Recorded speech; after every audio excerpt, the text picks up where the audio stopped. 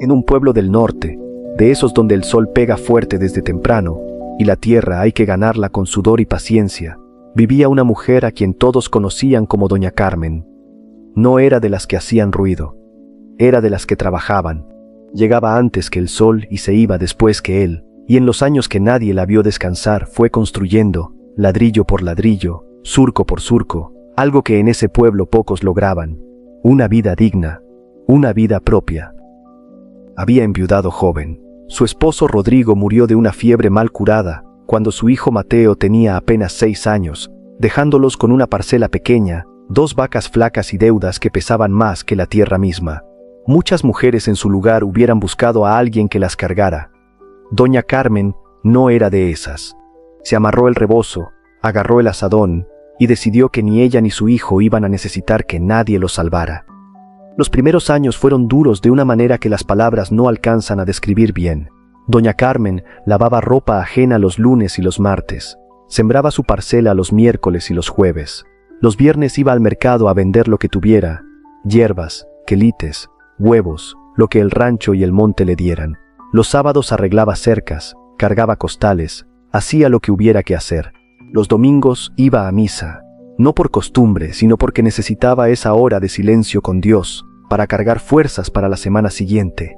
Mateo creció viendo todo eso, viendo a su madre levantarse antes del amanecer con las manos ya adoloridas del día anterior y salir de todas formas, viendo cómo negociaba en el mercado con una firmeza tranquila que la gente respetaba, viendo cómo cada peso que entraba lo anotaba en un cuaderno viejo y cada peso que salía también, porque Doña Carmen sabía que la diferencia entre salir adelante y hundirse estaba en saber exactamente cuánto tenías y cuánto gastabas. Mateo era buen muchacho de niño. Ayudaba en el rancho, hacía las tareas de la escuela, le llevaba el almuerzo a su madre cuando ella estaba en la parcela. Tenía una risa fácil y unos ojos vivos que a Doña Carmen le recordaban a Rodrigo y que le apretaban el corazón de una manera dulce y dolorosa al mismo tiempo. Pero los muchachos crecen y el mundo los jala de maneras que los padres no siempre pueden controlar. Fue a los 15 años cuando Mateo empezó a juntarse con ellos. El primero fue Tijera, un muchacho 2 años mayor, flaco y rápido de movimientos, con una sonrisa que prometía diversión y unos ojos que no prometían nada bueno. Se llamaba Tijera porque según la gente del pueblo sus manos cortaban lo que no era suyo con una facilidad que daba miedo. Nadie lo podía probar, pero todos lo sabían. El segundo fue Serpiente. Ese era diferente a Tijera. Tijera era ruidoso, visible, de los que se reían fuerte en la esquina. Serpiente era callado, de voz suave y palabras lentas, de los que se acercan sin que uno se dé cuenta, y ya cuando sientes el peso están encima. En el pueblo decían que Serpiente nunca había hecho nada por nadie, que no le costara algo al que recibía el favor. Y luego había más. Una docena larga de muchachos, sin rumbo, que se juntaban en la esquina del billar, que llegaban tarde a sus casas oliendo a cerveza barata, que tenían siempre algún dinero que nadie sabía bien de dónde venía, y que se gastaban en cosas que no dejaban nada. Doña Carmen los vio llegar a la vida de Mateo con esa claridad que tienen las madres que han visto suficiente mundo para reconocer el peligro antes de que haga ruido. La primera vez que Mateo llegó tarde oliendo a alcohol, Doña Carmen no gritó. Se sentó frente a él en la mesa de la cocina y lo miró hasta que él tuvo que bajar los ojos. «Esos muchachos te van a llevar a un lugar del que no vas a poder regresar fácil», dijo con voz tranquila. «No te lo digo por asustarte, te lo digo porque lo he visto antes». Mateo dijo que eran sus amigos, que no eran para tanto, que ella exageraba. Doña Carmen asintió despacio. «Está bien, hijo, pero escúchame una cosa. Los amigos de verdad se quedan cuando no tienes nada. Los que se quedan solo cuando tienes, esos no son amigos. Son sombras que necesitan tu luz para existir. Cuando tu luz se apague, van a desaparecer». Mateo no respondió. Tenía 16 años y las palabras de su madre le entraban por un oído y le salían por el otro con la velocidad de quien todavía cree que sabe más de lo que sabe. Los años pasaron y Doña Carmen siguió trabajando. La parcela pequeña se fue haciendo mediana, la mediana se fue haciendo grande. Compró tierras cuando los vecinos las vendían baratas en los años malos, las trabajó en los años buenos, las cuidó siempre. Metió ganado, amplió los corrales, construyó una bodega para guardar la cosecha. Cada decisión la pensaba 2 veces y la ejecutaba una sola vez, pero bien. Para cuando Mateo tenía 20 años, Doña Carmen tenía lo que en ese pueblo llamaban una fortuna respetable. No era millonaria de las de revista, pero tenía tierras propias, ganado sano, una casa de material con techo de concreto y un nombre que en el mercado significaba seriedad y palabra cumplida. Y Mateo seguía con Tijera y Serpiente y los demás. Doña Carmen había aprendido que gritar no servía. Había probado con el enojo, con las lágrimas, con el silencio largo, con las conversaciones directas. Mateo la escuchaba, a veces prometía cambiar, a veces se molestaba, pero siempre volvía a la esquina del billar con los mismos de siempre. Una noche, doña Carmen estaba sentada en el pórtico de la casa cuando Mateo llegó más tarde de lo normal. Se sentó a su lado sin decir nada. Los dos miraron el cielo oscuro con sus estrellas de rancho, ese cielo que en la ciudad no se ve igual. «Mamá», dijo Mateo después de un rato, «sé lo que piensas de ellos». Doña Carmen no respondió de inmediato. Esperó. «No son malos», continuó Mateo, «solo son como son». Doña Carmen lo miró de lado. «¿Y tú cómo eres, hijo?». Mateo no supo qué responder. «Eso es lo que me preocupa», dijo doña Carmen en voz baja. «No lo que son ellos, lo que te estás volviendo tú». Se quedaron callados otro rato.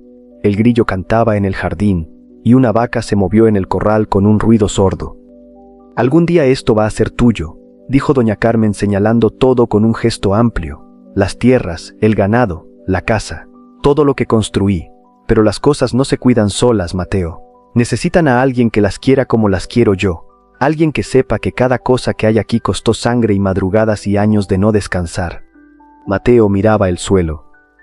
«¿Me escuchas, hijo?» «Sí, mamá, te escucho.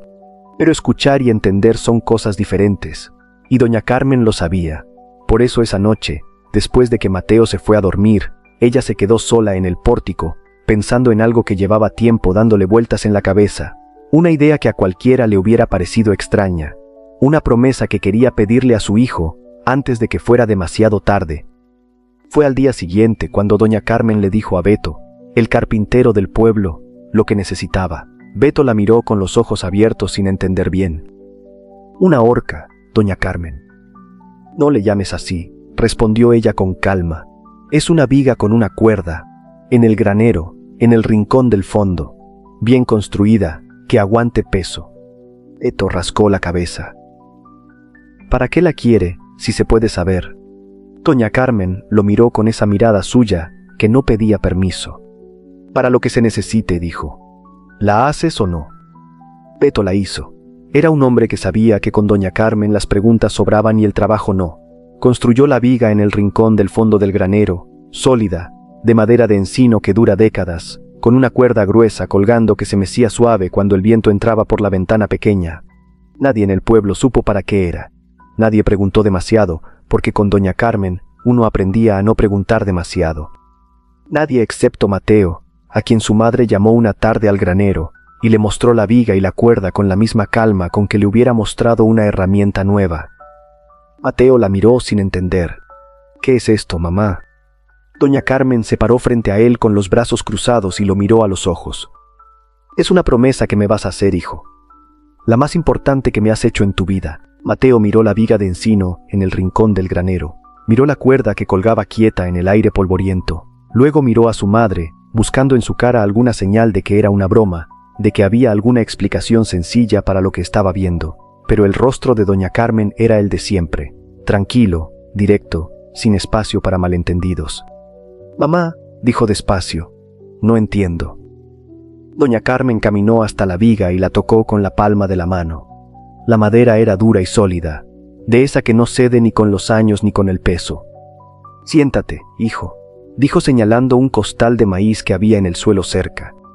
Mateo se sentó sin decir nada más. Conocía ese tono. Era el tono que su madre usaba cuando había tomado una decisión, y lo que seguía no era una discusión, sino una conversación que uno escuchaba aunque no le gustara. Doña Carmen se quedó parada frente a él con los brazos cruzados, y empezó a hablar con esa voz suya que no subía ni bajaba, que iba derecho a donde iba sin rodeos. «Tengo 63 años, Mateo. El cuerpo me empieza a avisar que no soy la misma de antes. Las rodillas me duelen desde que amanece. El corazón a veces se me acelera de noche sin razón. No te digo esto para que me tengas lástima. Te lo digo para que entiendas que el tiempo que me queda no es infinito y que hay cosas que necesito dejarte claras antes de que me vaya. Mateo abrió la boca, pero ella levantó una mano. Déjame terminar. Todo lo que ves aquí, las tierras, el ganado, la bodega, la casa, todo eso va a ser tuyo cuando yo no esté. No porque te lo merezcas más que nadie, sino porque eres mi hijo, y porque trabajé para que tuvieras algo que yo no tuve, para que no empezaras desde cero como empecé yo. Se quedó callada un momento mirándolo. Pero hay algo que me quita el sueño, hijo, algo que veo venir desde hace años y que tú no quieres ver. Esos muchachos con los que andas, Tijera, Serpiente, y todos los demás, no están contigo por lo que eres. Están contigo por lo que tienes, o mejor dicho, por lo que vas a tener. Mateo frunció el ceño. Mamá, ya hablamos de esto 1000 veces, y lo vamos a hablar una vez más, respondió doña Carmen sin alterarse. Porque esta vez viene con promesa. Mateo la miró. Cuando yo me muera y tú quedes a cargo de todo esto, esa gente va a aparecer. Van a aparecer con sonrisas y con razones y con necesidades y con ideas de negocios y con problemas que solo tú puedes resolver. Y tú, porque eres como eres, porque tienes el corazón blando que heredaste de tu padre, vas a querer ayudarlos, vas a querer creerles, vas a querer pensar que esta vez es diferente. Se acercó a él un paso. Y poco a poco, sin que te des cuenta del todo, lo que yo construí en 40 años de trabajo se va a ir yendo. Un pedazo aquí, otro allá, hasta que un día te despiertes y no quede nada. Mateo quiso protestar, pero algo en la voz de su madre lo detuvo. No era dramatismo, era la voz de alguien que ha visto el mundo suficiente tiempo para reconocer los patrones antes de que terminen de dibujarse. ¿Y la viga?, preguntó en voz baja mirando la cuerda que colgaba quieta. Doña Carmen respiró despacio. Quiero que me hagas una promesa, Mateo, una promesa de verdad, de las que no se rompen. Si llega el día en que perdiste todo lo que te dejo, si llega el día en que te quedas sin tierras, sin ganado, sin casa, sin nada, quiero que vengas aquí a este granero y uses esa cuerda. El silencio que siguió fue de los que pesan. Mateo se puso de pie de un salto. ¿Qué estás diciendo, mamá? ¿Me estás pidiendo que me mate? Doña Carmen no se movió ni un centímetro. Te estoy pidiendo que me lo prometas. Eso está loco. ¿Cómo me puedes pedir eso? ¿Me lo prometes o no? Mateo la miró con los ojos llenos de una confusión, que no sabía si era enojo o miedo o las dos cosas juntas. Nunca había visto a su madre así, serena de una manera que daba más miedo que los gritos, firme de una manera que no dejaba espacio para negociar. No entiendo por qué me pides esto, dijo con la voz apretada. No tienes que entender, respondió doña Carmen. Solo tienes que prometérmelo. Cuando no me quede nada, ¿verdad que no tendrás razón para seguir? ¿Para qué vivir sin nada? Mateo la miró largo tiempo, luego miró la viga, luego volvió a mirarla a ella. ¿Por qué construiste esto, mamá? De verdad, ¿por qué? Doña Carmen no respondió esa pregunta, solo lo miró con esos ojos que él conocía desde que tenía memoria, esos ojos que habían cargado 40 años de madrugadas y trabajo y fe y amor, que no siempre supo cómo expresar con palabras, pero que nunca faltó. Me lo prometes, hijo. Mateo sintió que algo en su pecho cedía. No entendía, no estaba de acuerdo, pero había algo en la manera en que su madre lo miraba que le decía que detrás de esa petición extraña y oscura había algo que él no alcanzaba a ver todavía. Te lo prometo, dijo finalmente con voz que apenas salió. Doña Carmen asintió una sola vez. Luego se dio la vuelta y salió del granero sin decir nada más, como si el asunto estuviera resuelto y hubiera que volver al trabajo. Mateo se quedó solo en el granero mirando la viga y la cuerda durante un tiempo largo. Luego salió también, y nunca le contó a nadie lo que su madre le había pedido ese día. Los años siguientes fueron de una calma relativa. Doña Carmen siguió trabajando aunque el cuerpo le pedía cada vez más paciencia. Mateo ayudaba más que antes, quizás porque algo de esa conversación en el granero le había dejado una inquietud que no sabía bien dónde poner. Tijera y Serpiente seguían apareciendo, pero doña Carmen los recibía con una frialdad educada que los hacía sentir incómodos y que acortaba sus visitas. Fue a los 70 años cuando el cuerpo de doña Carmen empezó a ceder de verdad. Primero fue el corazón que le daba sustos de noche, luego las piernas que ya no la llevaban al campo, luego una tos que llegó en el invierno y que no terminó de irse cuando llegó la primavera. Un mediodía de marzo, doña Carmen llamó a Mateo a su cuarto. Él llegó y la encontró sentada en la cama con la espalda apoyada en la pared, más pequeña de lo que él recordaba, como si los años la hubieran ido encogiendo despacio, sin que él lo notara del todo. «Siéntate aquí, hijo», dijo señalando la orilla de la cama. Mateo se sentó. Le tomó la mano sin que ella se lo pidiera. Las manos de su madre eran un mapa de todo lo que había hecho en la vida. Callos, venas, nudillos grandes, piel seca que se arrugaba en pliegues profundos. «Me voy pronto», dijo doña Carmen sin dramatismo. «No es queja, es aviso». Mateo apretó la mano pero no dijo nada. «¿Te acuerdas de la promesa?». Él asintió despacio. «Bien, no se te olvide. Y no se te olvide tampoco lo que te dije de esa gente. Van a venir, Mateo. Van a venir todos sonriendo y tú vas a querer creerles porque eres mi hijo y tienes el corazón de tu padre. Pero recuerda lo que te enseñé. Las cosas cuestan. Todo lo que hay aquí costó algo. No lo regales». Mateo tragó saliva. «Voy a cuidar todo, mamá. Te lo juro». Doña Carmen lo miró con una expresión que él no supo leer del todo. Era una mezcla de amor y de algo más, algo que parecía una certeza tranquila, como la de alguien que ya sabe cómo va a terminar la historia, aunque no lo diga. «Sé que lo vas a intentar, hijo», respondió ella en voz baja. «Y eso me basta». Doña Carmen murió 3 semanas después, una madrugada de abril, cuando el campo estaba empezando a ponerse verde otra vez. Murió dormida, sin ruido, con la mano de Mateo entre las suyas porque él había aprendido a quedarse cerca en esas últimas semanas como si supiera que el tiempo se acababa. El entierro fue sencillo porque doña Carmen así lo había pedido. Gente del pueblo que la conocía y que la respetaba. Palabras cortas y verdaderas. Flores del campo que ella misma hubiera cortado. Y luego Mateo se quedó solo con todo. Al principio intentó, de verdad intentó. Madrugaba como su madre le había enseñado. Revisaba el ganado, hablaba con los trabajadores, llevaba el cuaderno donde anotaba entradas y salidas. Había algo de doña Carmen en cada rincón de esa propiedad y Mateo lo sentía como una presencia que lo vigilaba y lo animaba al mismo tiempo. Pero Tijera apareció al mes. Llegó con una sonrisa amplia y un abrazo de los que aprietan y palabras de condolencia que sonaban sinceras.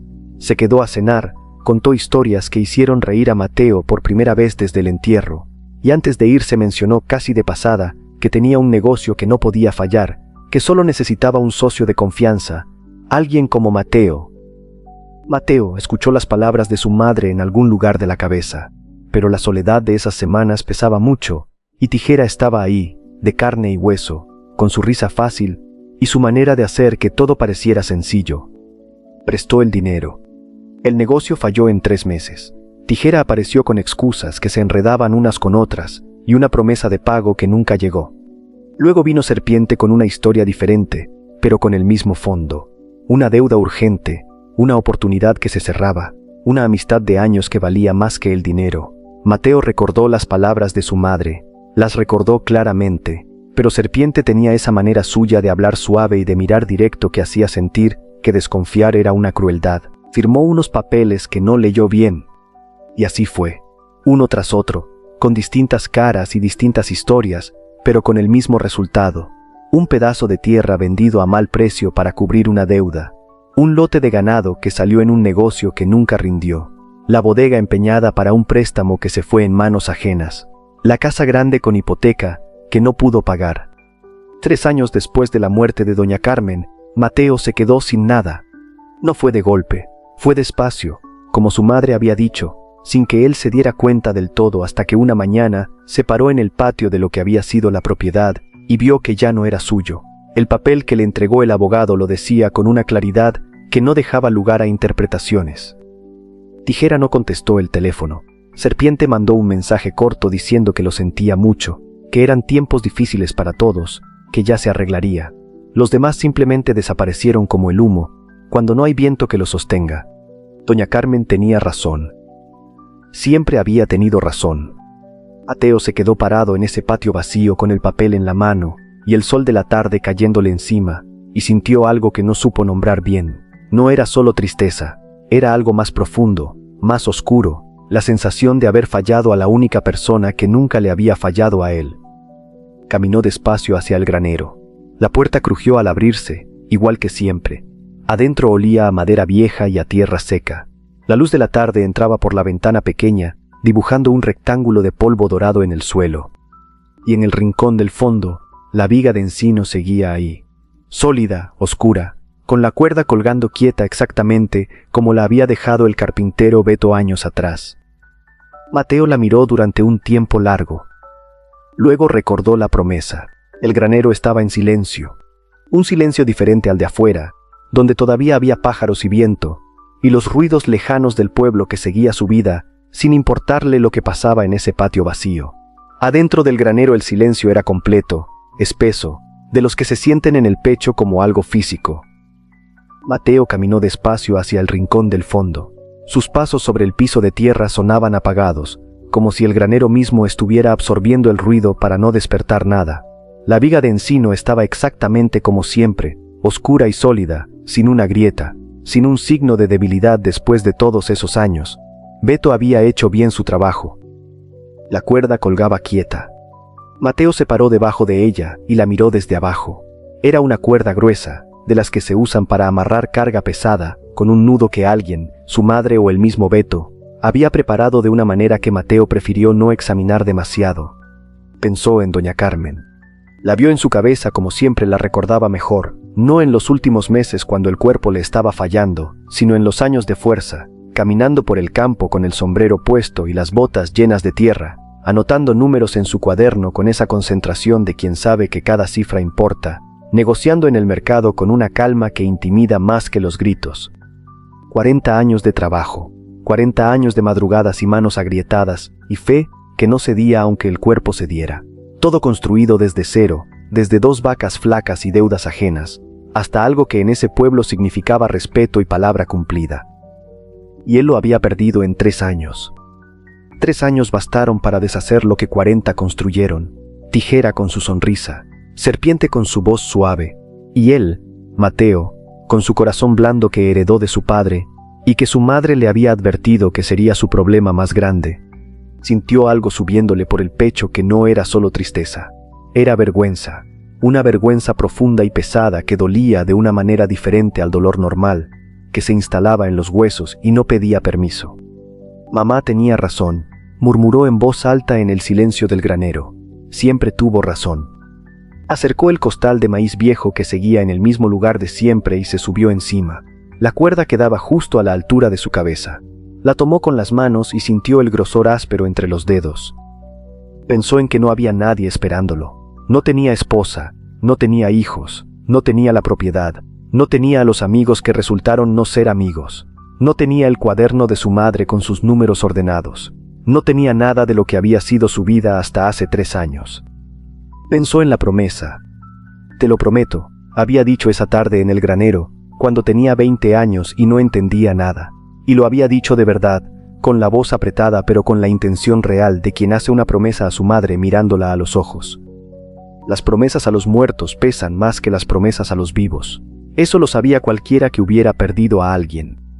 Mateo colocó la cuerda alrededor de su cuello con manos que no temblaban, no porque fuera valiente, sino porque había llegado a ese punto donde el cuerpo ya no siente miedo, donde algo se apaga adentro, y solo queda una quietud oscura, que no es paz pero se le parece desde afuera. Cerró los ojos. Pensó en el rostro de su madre la última vez que la vio con vida, esa madrugada de abril, cuando le tomó la mano y sintió que se iba. Pensó en sus manos, en los callos, en las venas gruesas. Pensó en la manera en que lo miraba cuando era niño y le llevaba el almuerzo al campo, con esa mezcla de amor y orgullo que ninguna otra persona le había dado nunca. Lo siento, mamá, dijo en voz baja. Lo siento mucho. Y dio un paso al frente para salir del costal. Lo que pasó en el siguiente segundo fue algo que Mateo no olvidaría mientras viviera. La viga de encino, esa viga que Beto había construido con madera dura que dura décadas, esa viga que había estado en ese rincón durante años sin moverse ni un milímetro, crujió de una manera que llenó el granero entero con un sonido seco y profundo. Y se partió. No se dobló despacio ni se dio gradualmente. Se partió de golpe, con un chasquido que sonó como un disparo en el silencio del granero, y la sección donde estaba amarrada la cuerda cayó al suelo levantando una nube de polvo y tierra que llenó el aire de ese rincón. Mateo cayó también, pero cayó hacia abajo, no hacia el vacío que había esperado. Cayó sobre las rodillas en el suelo de tierra con la cuerda todavía alrededor del cuello, pero sin tensión, sin el peso que hubiera necesitado para lo que había querido que pasara. Se quedó ahí arrodillado en el polvo tosiendo, quitándose la cuerda del cuello con manos que ahora sí temblaban, sin entender lo que había pasado. Y entonces lo vio. Entre los pedazos de madera rota, entre el polvo que todavía flotaba en el rectángulo de luz de la ventana pequeña, brillaba algo que no era madera ni tierra ni nada de lo que debería haber en el interior de una viga vieja. Mateo se acercó despacio con las rodillas todavía en el suelo.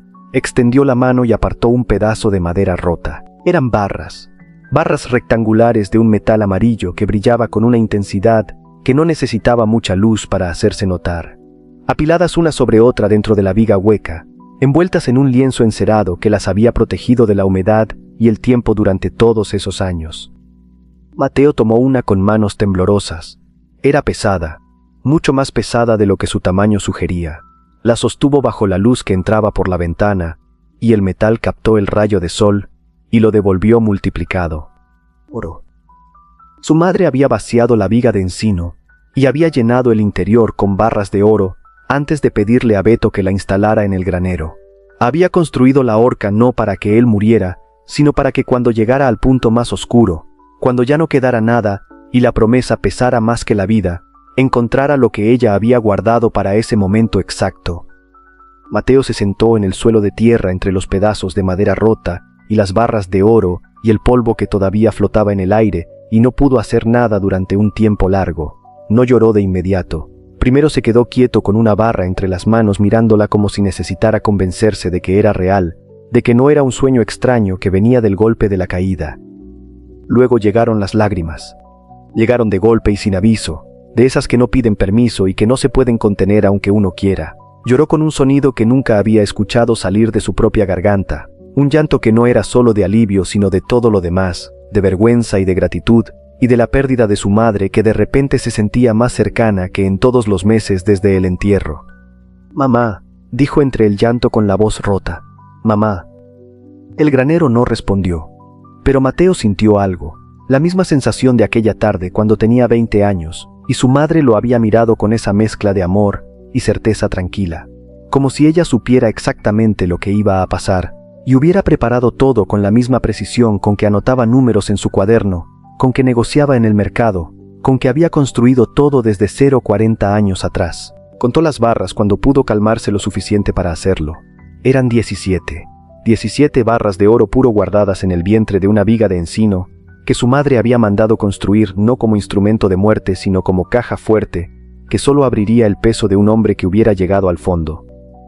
La promesa no era para que muriera, era para que llegara hasta ahí, solo alguien que hubiera perdido todo, y que aún así se acordara de su promesa, alguien que tuviera la honestidad de reconocer que había fallado, y el valor de pararse frente a las consecuencias. Ese era el tipo de hombre que merecía encontrar lo que había adentro. Su madre no había construido la horca para el Mateo que tenía todo, la había construido para el Mateo que no tuviera nada, y que aún así fuera capaz de cumplir su palabra. Eso era lo que ella había querido saber. Si en el fondo, debajo de todos los errores y las malas decisiones, y el corazón blando que se dejó engañar, seguía siendo el hijo que ella había criado. Y él había llegado. Mateo se quedó en el granero hasta que la luz de la tarde se fue, y entró la oscuridad, y las estrellas empezaron a aparecer por la ventana pequeña. Luego recogió las barras con cuidado, las envolvió de nuevo en el lienzo encerado, y las guardó en el costal de maíz viejo que era lo que tenía a la mano. Esa noche durmió en el granero, sobre la tierra, con el costal entre los brazos como si fuera algo frágil que pudiera romperse. Durmió profundo, de una manera que no recordaba haber dormido en años, el sueño pesado y limpio de quien ha tocado fondo, y sabe que lo que sigue es solo subir. A la mañana siguiente fue al pueblo. Buscó al único abogado que conocía y que no le debía favores a nadie, un hombre viejo llamado don Aurelio que había conocido a su madre y que la respetaba. Le contó todo, la viga, las barras, la promesa. Don Aurelio lo escuchó sin interrumpirlo, con esa calma de quien ha escuchado muchas historias y sabe cuáles son verdad. Su madre era una mujer extraordinaria, dijo don Aurelio cuando Mateo terminó. Lo que hizo requirió una inteligencia y una paciencia que pocas personas tienen. Mateo asintió. ¿Qué vas a hacer ahora? Mateo pensó en la pregunta un momento. Lo mismo que ella hizo, respondió. Empezar desde cero, pero esta vez sabiendo lo que sé ahora. Don Aurelio lo ayudó con los trámites legales. Las barras de oro, guardadas durante años por una mujer que entendía que el valor verdadero hay que protegerlo de las manos equivocadas, valían suficiente para recuperar parte de lo perdido y para empezar de nuevo con una base real. Mateo no recuperó todo de inmediato. No era eso. No se trataba de regresar al mismo lugar, sino de construir algo diferente, algo que esta vez viniera de adentro, de las decisiones propias, del trabajo con las manos y la cabeza, no de heredar lo que otro construyó sin haber aprendido todavía lo que cuesta. Tijera apareció 3 meses después, cuando corrió la voz de que Mateo había encontrado algo en la propiedad vieja. Llegó con la misma sonrisa de siempre y las mismas palabras de siempre. Mateo lo miró desde la puerta sin abrirla del todo. No, dijo simplemente. Tijera intentó hablar, pero Mateo lo interrumpió. Mi madre me enseñó a reconocer las sombras, Tijera. Tú eres una sombra. Las sombras necesitan luz ajena para existir y yo ya no voy a prestarles la mía. Cerró la puerta. Serpiente no se molestó en aparecer. Quizás supo antes de intentarlo que algo había cambiado, que el Mateo que salía de ese granero no era el mismo que había entrado. Los años que siguieron fueron de trabajo real, del que cansa los brazos y llena el alma, del que su madre conocía de memoria. Mateo compró una parcela pequeña, la trabajó con sus manos, aprendió a levantarse antes del sol y a acostarse cuando el cuerpo pedía descanso y no antes. Aprendió a anotar números en un cuaderno, aprendió a negociar con calma, aprendió a decir que no. Construyó despacio, como ella había construido, sin prisa, sin atajos, sin manos ajenas metidas en lo suyo. Y una tarde, cuando ya tenía algo propio y pequeño pero firme, fue al granero que todavía estaba en pie en lo que quedaba de la propiedad original. La viga rota seguía en el suelo donde había caído. Mateo recogió los pedazos con cuidado, los llevó afuera y los apiló con respeto junto a la pared. Luego se quedó parado en el centro del granero vacío y miró el rincón donde había estado la viga. «Gracias, mamá», dijo en voz alta. El granero no respondió, pero afuera el viento movió las ramas del árbol viejo que había junto a la entrada, ese árbol que su madre había plantado el año que enviudó y que había crecido solo y firme durante décadas, y Mateo sintió algo que no supo nombrar exactamente, pero que se parecía mucho a una respuesta.